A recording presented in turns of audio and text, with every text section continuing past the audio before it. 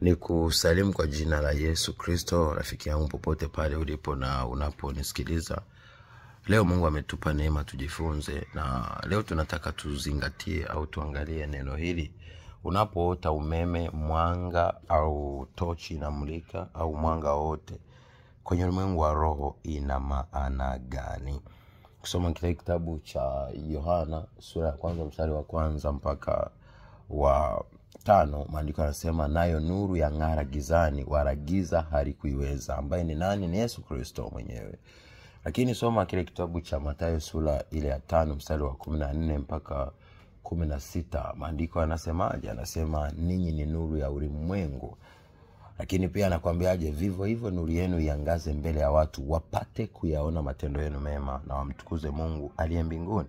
Lakini tukisoma kitabu cha Ufunuo kwenye ile sura ya 1, lakini pia na kitabu cha Ufunuo sura ya 2 na ya 3 pale na ya 4, na tukiona pia Ufunuo ile sura ya mwisho kabisa sura ya 22, tunaona Mungu ni nuru, Yesu Kristo ni nuru itakayoangazia mataifa.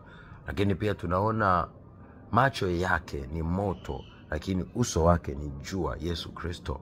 Na Mungu anakuambia yeye ni moto ulao, ukisoma kwenye kile kitabu cha Waebrania 12:29.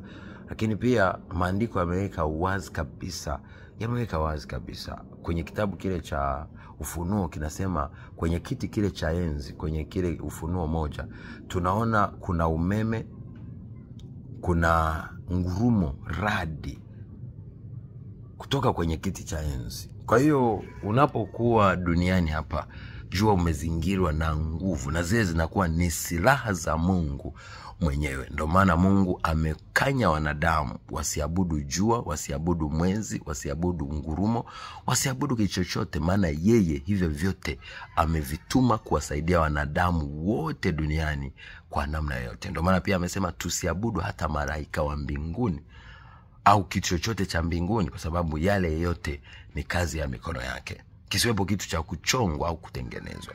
Sasa unapoona umeme, radi, ngurumo kwenye ulimwengu wa roho, au wingu, au unashangaa unaona mwanga unakuangazia, jua ni Yesu mwenyewe, ni nuru kwenye maisha yako, ni baraka za Mungu. Unaweza ushangae una tochi inamulika usoni mwako, inamulika sehemu unakopita na sehemu nyingine ni giza. Ina maana ukisimama katika nuru ya Kristo, utaweza kuangaza gizani na kushinda. Utaweza kuiona njia inayoenda kwenye wokovu. Mungu anakuonesha ni nyembamba, imesongwa, lakini ni nuru. Lakini njia inayoenda kwenye upotevu ni kubwa, lakini asilimia kubwa inakuja kuleta uharibifu. Kwa hiyo ndio hivyo, jua ni nguvu ya Mungu, uwepo wa Mungu, mamlaka ya kimungu. Lakini ukiona umeme au radi zinapiga na zinaleta mauaji, jua ina maana kuna hukumu ya Mungu inakuja. Ukiona mawingu yanageuka yanakuwa meusi au chochote kinageuka, jua, kumbuka majira ya mwisho kwamba jua litapata giza, mara mwezi, mara nyota zitadondoka, giza litatanda.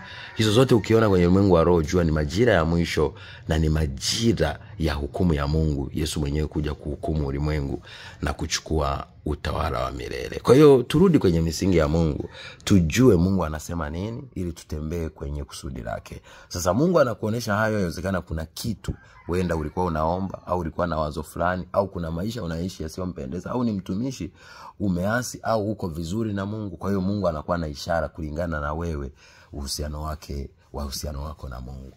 Mungu akubariki, akupe neema, akupe ufahamu wa kuelewa, kujua na kutambua maono, ndoto na sauti ya Mungu, ili uweze kushinda na zaidi ya kushinda hapa duniani. I love you in Jesus mighty name. Thank you for watching.